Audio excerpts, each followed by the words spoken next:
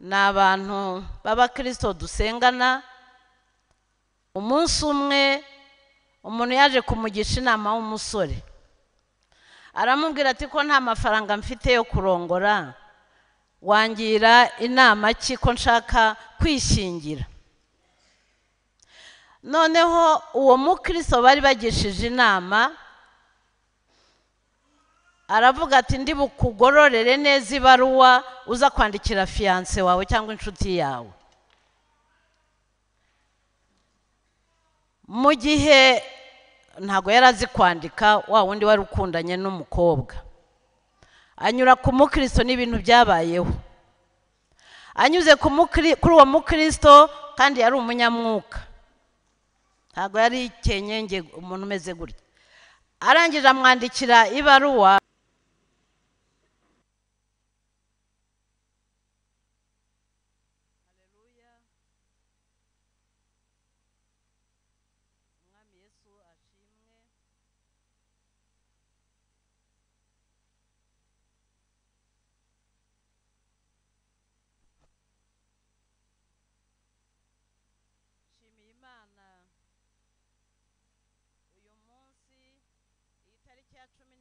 z'ukwezi kwa gatatu muri uyu mwaka wa 2020.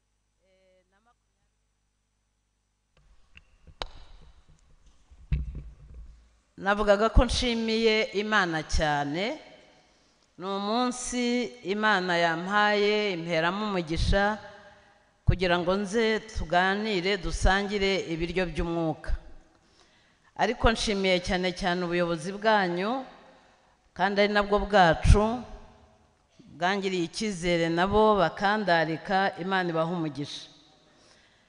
Mfite byinshi byo gushima Imana mbere yuko tuganira ijambo ry'Imana, ariko reka mbanze mbibwire kuri bake bashyitsi badahari.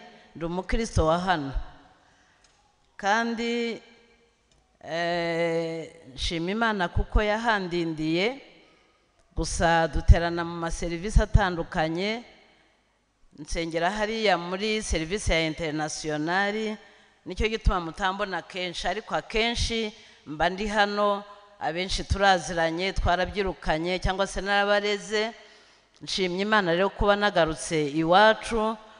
Ahangaha ndahaboneye byinshi byiza, nta n'uwabisangira muri aka kanya, ariko mfite amashimwe 3 nshaka gutambutsa mbere y'ijambo ry'Imana.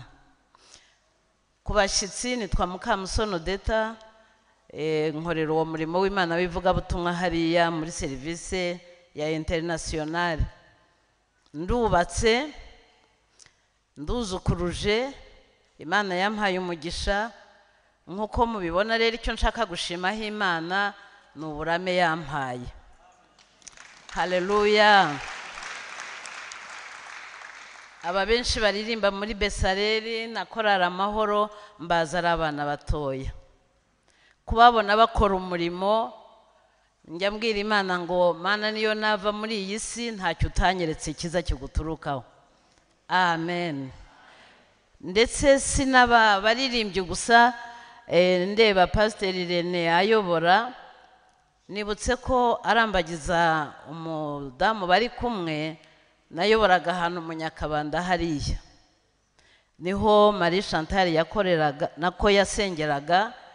None kubona bageze aho imvi ziba nabo uruyenzi, bishimiye Imana.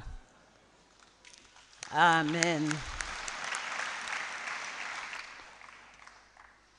Ntatinda, amasaha bayiruka, ariko Imana yumve ko nyishimiye.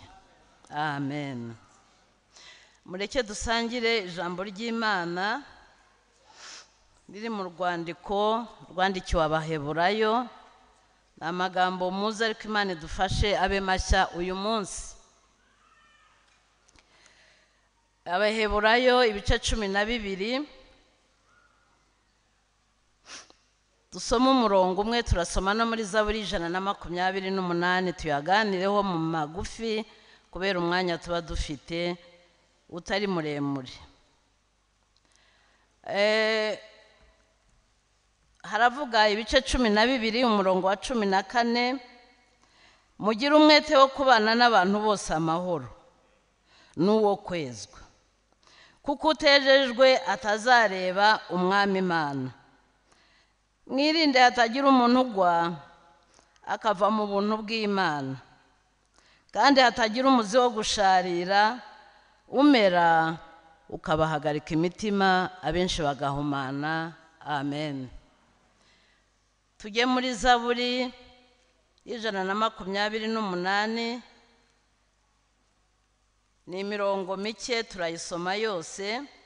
Hahirwa uwubaha Uwiteka wese akagenda mu nzira ze, kuko uzatungwa n'imirimo y'amaboko yawe. Uzajya wishima, uzahirwa.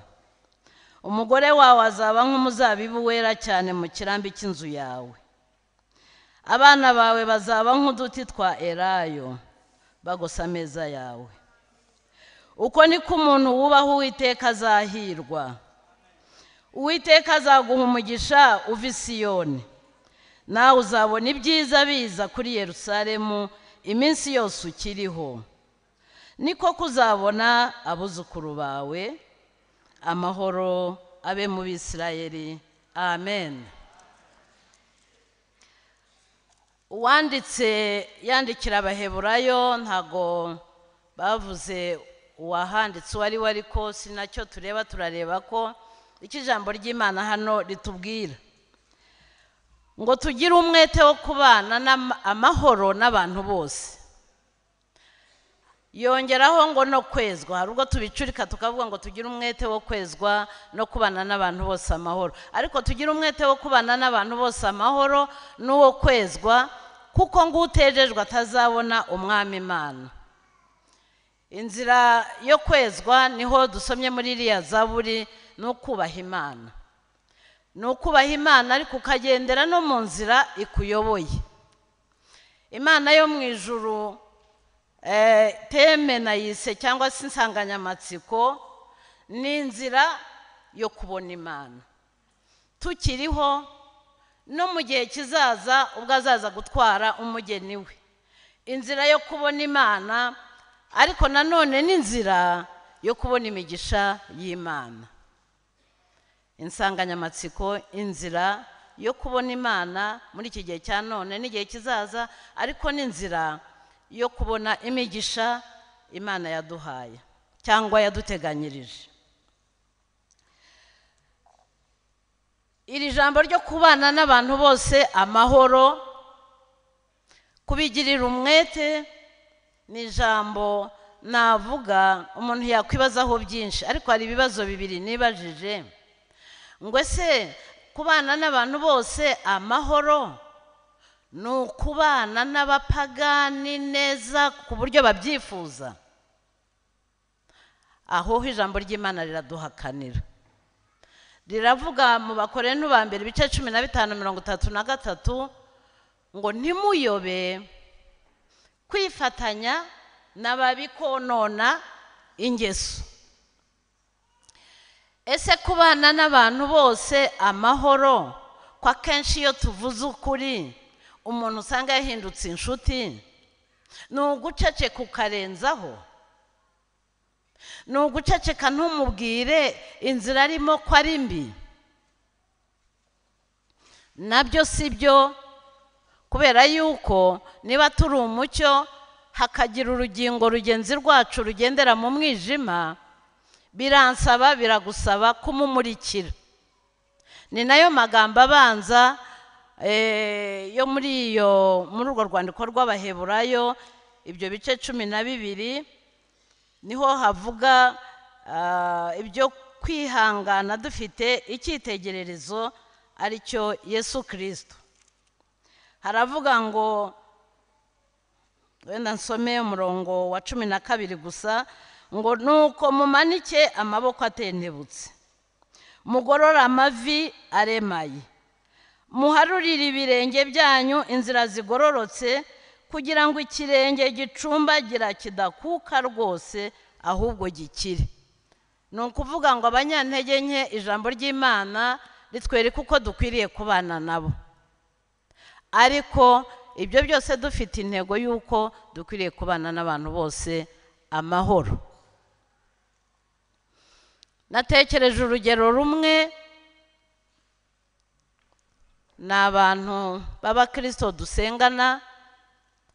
Umunsi umwe umuntu yaje kumugisha inama w'umusore, aramubwira ati ko nta mafaranga mfite yo kurongora, wangira inama ki ko nshaka kwishingira.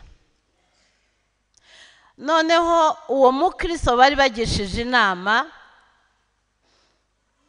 aravuga ati ndi bukugororere neza ibaruwa uza kwandikira fiance wawe cyangwa inshuti yawe.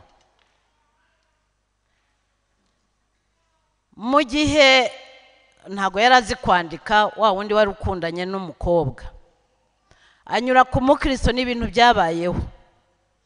Anyuze kuri uwo mukristo kandi yari umunyamwuka, ntago yari ikenyenge umuntu umeze gutya.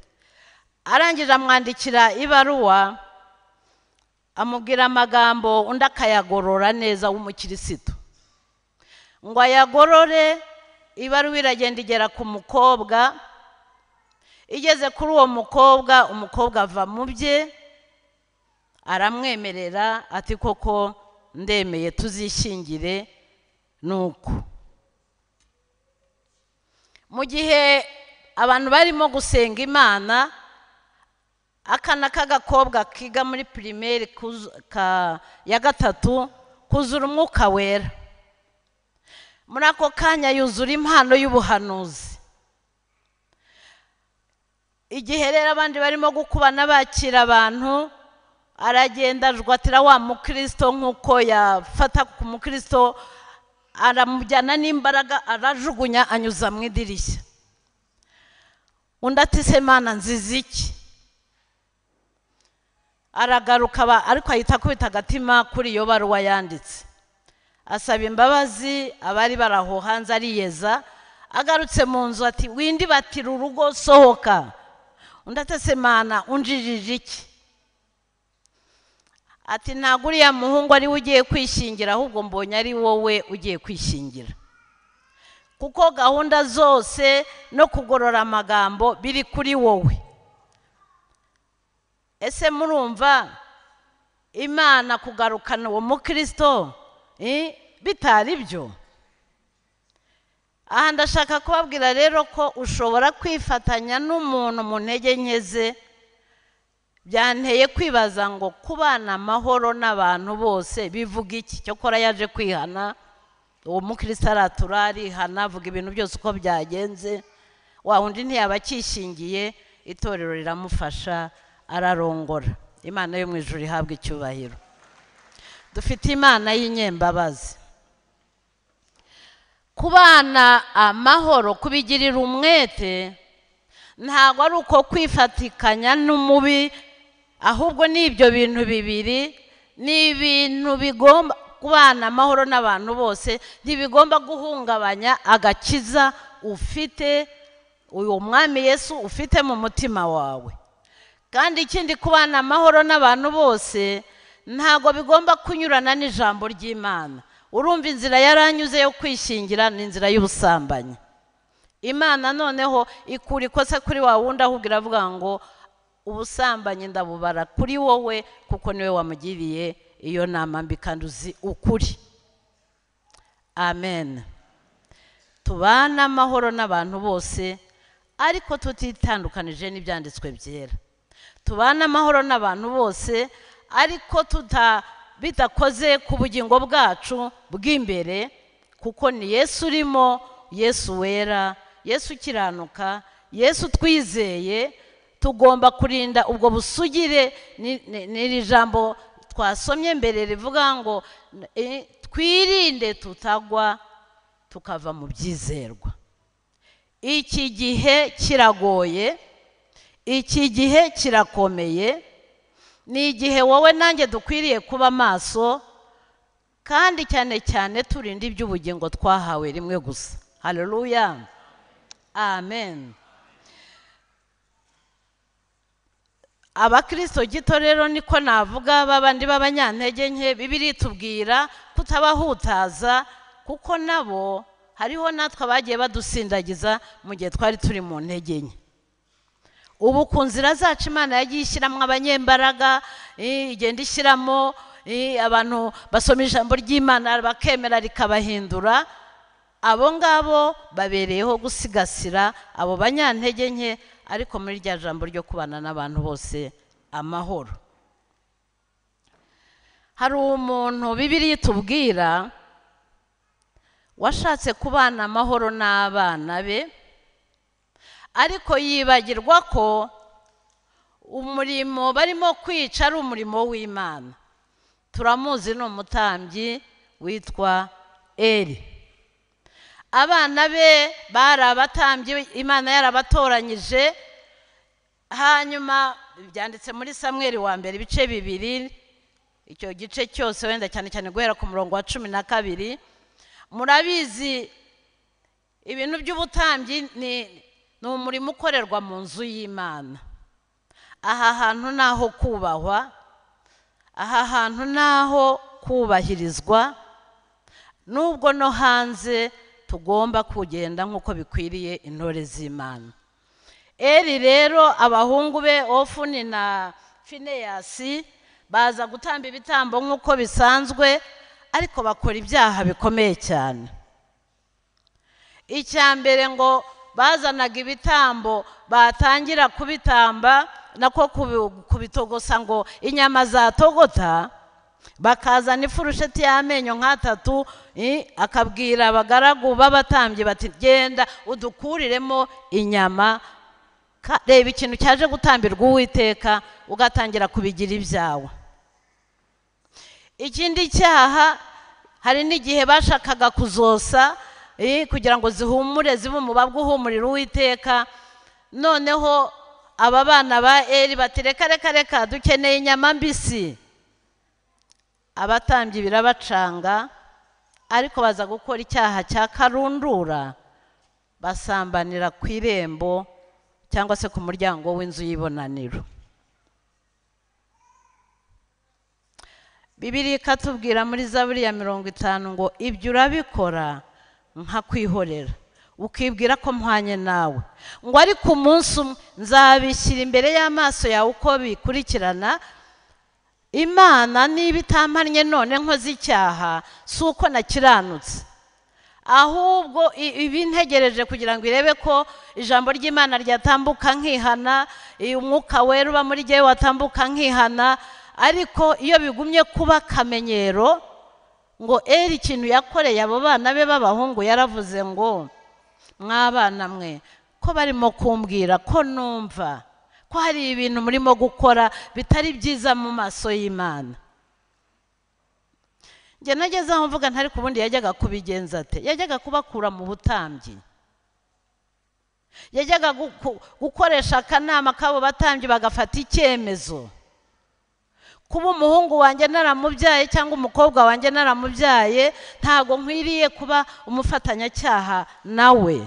Ariko burya biragoye kuwawe washatse kubana nawe amahoro, inzu y'Imana wayigira akarahanajyayo. Ibihano byababayeho murabizi abasoma Bibiliya, ntago byabaye kuri bene Eli, Ofuni na Fineyasi bapfiriye umunsi umwe batewe n'Abafilisitiya. Ikindi Imana yarababwiye ngo nta muntu uzajya wisazira, bazajya bapfa bakenyutse, icyaha kirakenyura. Ikindi muzehe uwo nguwo Eli yumvise inkuru yuko ngo Abafilisitiya baje bagatwara isanduku bakayitwarana n'abana be, icyamubayeho ngo yahanutse ku ntebe akuba ijosi aba arapfuye. Ntabwo ari ibyo gusa, n'umukazana we nawe ngo yahise abyara n'ikitaraganya. Icyaha bakristo bene data, niba Bibiliya ivuga ngo tubabera nk'uko Imana yacu ari iyera, iminsi yo kubaho kwacu tugiye duhindira umushyitsi imbere y'Imana yera. Amen. Twirinde icyaha, nicyo cyonyine nabonye mu buzima. Nakirijwe muri 82, kandi mu by'ukuri hari urugamba rwo gukiranuka umuntu arwana narwo, ariko umwuka wera uba waragukirije bya byaha binini binini araza agakora no ku bicumuro. Ariko uyu munsi wa none abantu baragotomera ibicumuro, akumva yabisengera hejuru. Ariko nimurebe ibyabaye kuri uyu muzehe w'umutambyi n'umucamanza. Imana Yesu nguko yararejo n'uyu munsi niko ari, ni nako azahoraho iteka ryose. Ikidutandukanya n'Imana nta kindi ni icyaha. Kitubuza kugera ku ntego Imana yaduteguriye, kitubuza kugera ku migambi Imana idufiteho. Icyaha kandi umuti wacyo ni Yesu Kristo gusa, ni amaraso ye, ni umwuka we, n'iri jambo rye. Kuryemera rikaduhindura, Imana yo mu ijuru idufashe. Murumva abo bana ba Eli bahangaye ibitambo, mu yandi magambo n'amaturo. Ubu tugira abantu bashobora kubaho mu buzima bwo kudatura, akakubwira ngo amaturo n'ay'abapasitori, amaturo nibo bayirira, akagira kudatura, akagira n'amagambo. Wacecetse niba koko udafite epfo na ruguru, ariko ntunazitire n'ababikora. Ndagira ngo mbabwire ngo amaturo no mu isezerano rishya aranditse muri Maraki, no mu isezerano isezerano rikuru n'irishyashya. Amaturo ntabwo tuyaturira abapasitori. Nahoze nibuka umuntu nabwiye, nigeze ngambirira mu myaka yashize amaturo nzajya ntanga ku Mana yanjye. Umwaka ugiye kurangira nsanga ntago nagejejeho. Nasabye Imana imbabazi, ni ibintu nari nakoze jyewe n'Imana yanjye. Gambirira gutura Imana, ibisigaye si ibyawe, bifite ababishinzwe. Kandi ugambirire gusengera ituro utuye, uturanye umutima ukunze, wasengeye, watse Imana. Nturigerekeho amagambo no kwihenura no kurizinutswa abandi. Dufite rero ibyaha ni ibicumuro nako. Ese igicumuro n'icyaha Imana izagihana kimwe? Izagihana kimwe. Ibicumuro ni bya bindi bibira muri wowe, muri jyewe, kikazaba icyaha. Ariko naratembagaye kera, twebwe ugasanga dutenza abantu bashyize mu bikorwa ikintu kanaka, ariko burya Imana iba yaratenze abantu kera. Ndakwifuriza gushimwa n'Imana, aho gutengwa n'Imana ugakora imirimo ufite ifishi yanditseho 000. Dukorera Imana dutinya, duhinda imishitsi. Turi muri iri jambo rivuga ngo tugire umwete wo kubana n'abantu bose amahoro. N'abavandimwe bavindimwe bananiwe kubana amahoro, Kayini na Abeli. Kandi mu by'ukuri Kayini burya yari afite icyaha cy'imbere cy'ishyari, ngo ituro rya murumuna we ngo ryashimwe imbere y'Imana. Hari aho ni mu Itangiriro ibice 4 umurongo wa 4 kugeza nko ku wa 8 havuga Imana yamubwiye ngo ariko Kayini we, nukora ibyiza ntuzemerwa. Nkundiye Imana ntihutiraho, akaba ari uwanjye wahagaze hariya, ni ugufata igihiri n'igihosho nkagira ibyo nkora. Ariko Imana irahendahenda. Haleluya. Kandi yemera no guhendahendwa. Mureke dukundiye Imana kandi twumvire inama zayo. Ngo Kayini we, nukora ibyiza ntuzemerwa. Ariko nudakora ibyiza ngo ibyaha byitugatugiye ku rugi rw'umutima wawe, nta n'undi bishaka ni wowe. None se yemeye kumvira ijwi ry'Imana? Reka da. Nituza mu nzu y'Imana tujye dusaba Imana amatwi yumva, ariko n'umutima wumvira. Twumvire icyo Imana itubwiye, twumvire icyo indirimbo zitubwiye, kuko abaririmbyi baba basenze Imana baraye ijoro, baba barasengeye ivugabutumwa mu ndirimbo, abigisha natwe tugerageza gushyiraho akacu tugasengera ijambo riri butambuke, ariko n'abakristo tujye twinjira tuvuga ngo Mana washatse kuvugana iki nanjye uyu munsi. Amen.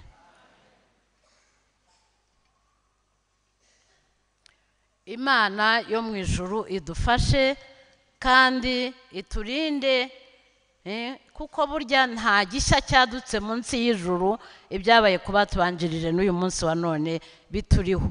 Ariko hari abantu babiri batatu ngira ngo mvuge gatoya bashoboye kubana amahoro n'abandi. Aburahamu na Loti, umwana abereye se wabo.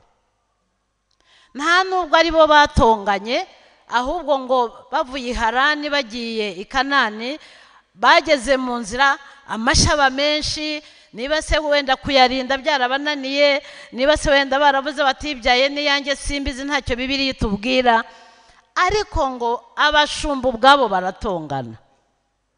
Ngo batongane, Aburahamu nk'umuntu mukuru mu kwizera, tujye dufata ibyemezo byiza mu gihe gikwiriye. Aburahamu aravuga ati mva rero Loti, aho kugira ngo hagumye kuba intonganya, ubwire reba igihugu kiri imbere yacu, nujya ibumoso ndajya iburyo, nujya imbere ndajya hari inyuma, ariko toranya kugira ngo tubashe kubana amahoro. Umukristo ukuze umenye gukemura ibibazo mu gihe gikwiriye. Amen. Yosefu muri Egiputa aho turanahasoma gatoya n'imirongo mike, murabizi ajyanwa kubera inzangano n'ishyari za bene nyina, za bene se. Murabyibuka ko bamuroshye mu rwobo, ariko Abamidiyani bamugurisha n'Abayishimayeli. Mu gihe yari ageze muri Egiputa, nubwo yahuye n'ibikomeye, ndashaka kuvuga gusa aho amaze kubera umuntu ukomeye, yuzuye umutima w'imbabazi. Bene nyina baje guhaha muri Egiputa, batangiraho ni ndende, inkuru murayizi, ariko ndashaka kuvuga hariya hantu yabimenyekanishije. Amagambo yavuze ajya turanga, ndagira ngo tuyasomere hamwe. Turebe Itangiriro n'ubundi ibice 45, ni amagambo make. Itangiriro ibice 45, turebe ku murongo, turasoma imirongo mikeya, umurongo wa 4 tugeze ku 8.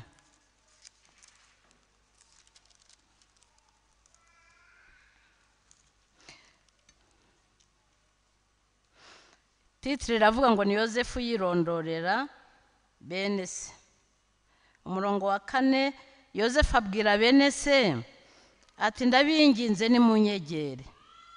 Baramwegera, aravuga ati ndi Yosefu mwene so, mwaguze ngo njyanwe muri Egiputa, none ntimubabare. Umva ijambo ry'umuntu ubana n'abandi amahoro, ijambo ry'umuntu wubaha Imana.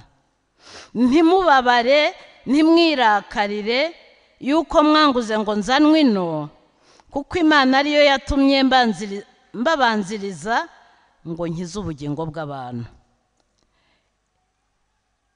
Wenda reka turekeraho kubw'igihe, ariko muzi ko barize amarira kandi abakorera ikintu gikomeye, arabatungisha mu gihe cy'inzara, kugeza igihe yakuye umuryango we i Kanani akawuzana muri Egiputa, bagatura i Gosheni bakabaho neza. Nguko kubana n'abantu bose amahoro. Abo umuvandimwe wawe waguhemukiye ku rwawe ruhande, reba uko ubana nawe amahoro. Ari ibijyanye n'imiryango migari, ufite uko wabana n'abantu amahoro. Ari abantu mwakoranye ibyaha, bahamirize, ariko ufata umwanzuro wo kubana nabo amahoro. Nibabishaka bazagaruka baze mu nzira urimo, kandi bataje mu nzira urimo uzaba wakoze akazi ugomba gukora. Tugire umwete wo kubana n'abantu bose amahoro. Hari Aburahamu wo, hari Yozefu wabanye na bene se amahoro nubwo bamugiriye nabi. Ariko hari na Yesu amaze kuzuka, ngo marayika yari yicaye aho ngaho abwirwa amagambo ari bubwire abigishwa, aravuga ati mugende mumbanzirize i Yerusalemu. Iri jambo ryankoze ahantu ngo ariko nimunasige na Petero, nimundebere nihakanye umwami wanjye. Ariko yavuga ngo mubashaka kubonana nabo ntibasige Odeta. Nuko Yesu niwe mwami w'amahoro yaratanze amahirwe ya kabiri kuri uriya Petero. Uyu munsi Imana iraguha amahirwe ya kabiri yo kongera kwiyunga nayo kugira ngo bane n'abantu amahoro. Ndabizi ntibyoroshye, nanjye ubabwira ntago byanyoroheye mu gukizwa kwanjye. Ikintu cyanduhije ni ikintu cyo gusaba imbabazi abantu bangiriye nabi. Ntago ari umwanya w'ubuhamya, ariko nigeze kwamburwa inzu i Rwamagana igeretse, twafatikanyije n'umuntu. Arangije tujya gushyira amasezerano ku gihe, afata ayo masezerano arayashwanyaguza, tujye kundega aho ushaka. Ariko Yesu yashakaga kumpamagara kuko buri cyumweru najyaga muri controle. Ubwo mbabwiye ibyo nakoraga, nari gorosiste w'inzoga, ninjye waranguzaga. Namaze umwaka nsenga ninginga iyo mu ijuru, niko ndeba amasezerano ayashwanyaguje ndabigenzane. Ariko byansunikiye ku Mana, niyo yabaye intandaro yo gukizwa kwanjye. Haleluya! Oya tuyikomera amashyi, tuyikomera amashyi. Ntago nkwifuriza kuzanyura izo nzira kuko narababaye, nameze nk'umuntu bateye icumu mu mutima. Nabigendanye umwaka, ni Yesu wankuyemo uwo musonga w'icumu. Kubabarira umuntu wakwambuye, yageze Imana kandi kambwira ngo ningende nikiranure nawe. Tese ngewe namukoreye iki? Ariko nagiyeyo ubwa mbere birananira, ubwo niko ntanga itike yanjye. Njyayo ubwa kabiri arambwira ati ariko twabanye neza, waguha 60,000. Ndivumbura, navuze nti niyo nyakira. Nta hino i Kigali nayo ntiyayampa. Inshuro ya gatatu nagiye mvuga ngo kubw'ubugingo ngiye kumubwira ngo mbabarira, n'Imana yambabariye ibyaha byinshi nari maze gukizwa. Musaba imbabazi, sinita ku magambo agiye kuvuga ko yarantutse. Arambwira ati ndabizi ugira inzika, nushaka uzatumba umutima. Reba kukwambura warangiza bakagutuka. Ariko ndashima Yesu ko ajya yomora. Haleluya, haleluya. Byarambabaje umunsi yatashye iyo nzu yayipfiriyemo. Ntago namenye icyamwishe, ariko ikintu nizemo, ikiranure bikitwa none. Bana amahoro n'abantu bose bikitwa none. Ejo sahawe. Kurwawe ruhande saba imbabazi, kurwawe ruhande ikiranure, ujye mu ijambo ry'Imana. Hari abantu barimo kuremerera abandi kubera amadeni, umuntu akaza yikubita hasi imbere yawe ukamuha ideni, n'ubucuti bukaba burapfuye. Ariko mu Kristo kurwawe ruhande, tanga ideni, utazasigara urogereta, utazasigara wibaza ngo ubanyambuye nabigenzane. Ntago byoroshye, nanjye ubibabwira biragoye. Hari umuntu uherutse kuza kunyishyura, umwana we w'imfura nari muhaye atarabyara. Umwana we w'imfura ari muri kaminuza, byari 100,000 n'icyo gihe. Umwana we w'imfura ari muri kaminuza, narasenze ngo mubabarire, n'umukirisitu kandi utameze nabi. Murumva ntago tuzageragezwa n'abapagane niko nabanje kubabwira, ahubwo naba bitwa bene data. Ariko ubu tuvugana yararinyishyuye ashyiraho n'indishyi z'akababaro, ni birebire.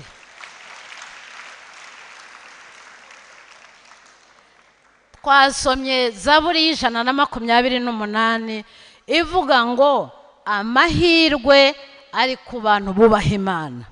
Haleluya! Kubaha Imana no kugendera mu nzira ikuyoboye harimo amahirwe atabara. Ya Zaburi twasomye nabikubiye mu mahirwe ageze kuri 3. Icya mbere ni amahirwe ku giti cyawe, urarama. Icya kabiri ni amahirwe kubo mubana nabo mu rugo, kubana amahoro n'abantu bo mu rugo, wubaha Imana. N'abana bazakwigiraho, bazaguhagurukiraho, bavuge bati turagera ikirenge mu cya mama, mu cya data, mu cy'ababyeyi banjye se. Ariko kuba Uwiteka bigira umumaro kuri wowe no ku bantu ubana nabo. Icya gatatu harimo icyo kintu nyine cyo kurama. Iyo migisha urayikeneye, nanjye ndayikeneye, ariko ngugira n'umunezero mu byo ugerageza gukora. Amen. Mbifurije kugira umunezero wo mu gakiza uturuka ku kubana n'abantu bose amahoro. Imana ibahe umugisha. Hezwa uwanduye ariko yarari umukristo. Ese muri twebwe nta bantu batarakira Yesu nk'umwami n'umukiza wabo kugira ngo bahaguruke bahe ubugingo Yesu? Nababwiye ko nakijwe muri 82. Yesu araryoshye. Hari indirimbo tujya tugira ngo azi kurinda. Ariko si ibyo gusa, niyo turwaye aradukiza. Si ibyo gusa, ajya twongerera za calcium mu magufwa ukumva urakomeye. Ndumva ntatinya kubabwira ko ngeze mu myaka 70, ariko yarambwiye ngo niwe wenyine uzampa pansiyo. Haleluya, haleluya. Hari Imana ikorera mu muntu wemeye, ntabwo ikorera ngo nuko ufite imyaka mikeya. Waba uhari ukakira Yesu nk'umwami n'umukiza mbere yuko twinjira kuri kiriya cyiciro cy'abashaka kwezwa? Uri hano rwose ukeneye kwakira Yesu mu bugingo bwawe bwa mbere, wabwira Imana uti nanjye ndakwizeye kugira ngo ube fondasiyo y'imyizerere yanjye, kandi ninkwizera ndabizi sinzakorwa n'isoni. Nawe ugabane kuri iyi migisha. Twese twaba turi abakristo, ariko noneho nta bintu mu ijambo ry'Imana wumvise bikwereka ko utabanya n'abantu amahoro. Mwuname mubaze umutima nama. Ahangaha ntago ari urukiko, ahangaha ntago ari ukugira ngo abantu bigaragaze, ahubwo ni ukugira ngo imbere y'Imana twizeye itwemere. Umuririmbyi yaravuze ngo mukize utwemere nubwo turi babi.